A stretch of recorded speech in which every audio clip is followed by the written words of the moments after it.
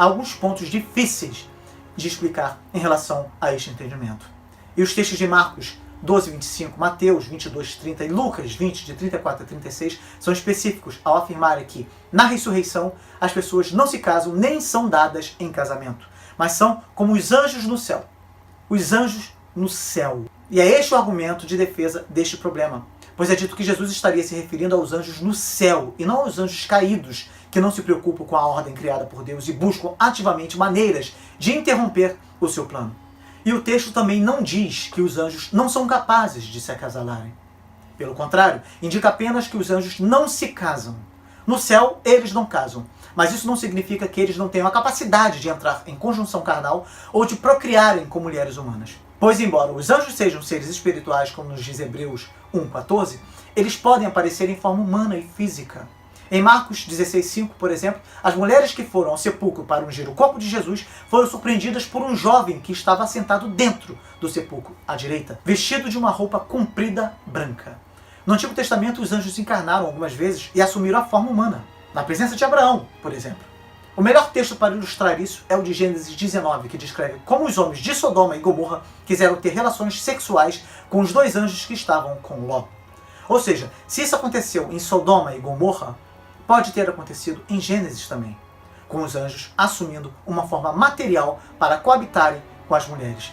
Esse é o entendimento dos que defendem esta interpretação. E segundo os defensores desta interpretação, Pedro e Judas estariam falando exatamente sobre isso em seus escritos. Na primeira epístola de Pedro 3, de 18 a 20, na segunda epístola de Pedro 2 e 4, e em Judas 6, 7. Pois falaram acerca de anjos que caíram e foram punidos por Deus. Quando analisamos o texto de Judas, por exemplo, percebemos que há uma relação aparentemente próxima entre os anjos que caíram e Sodoma e Gomorra. E em Pedro, da mesma forma, entre os anjos que caíram e Noé.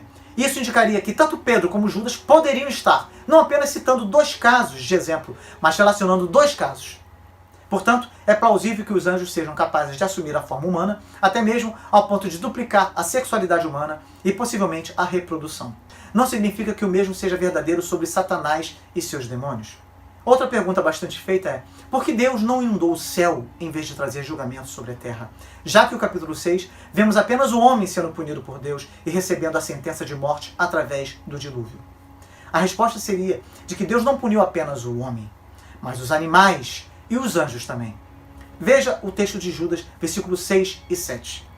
E aos anjos que não guardaram o seu principado, mas deixaram a sua própria habitação, reservou na escuridão e em prisões eternas, até o juízo daquele grande dia. Assim como Sodoma e Gomorra e as cidades circunvizinhas, que, havendo-se entregue à fornicação, como aqueles, ido após outra carne, foram postas, por exemplo, sofrendo a pena de fogo eterno.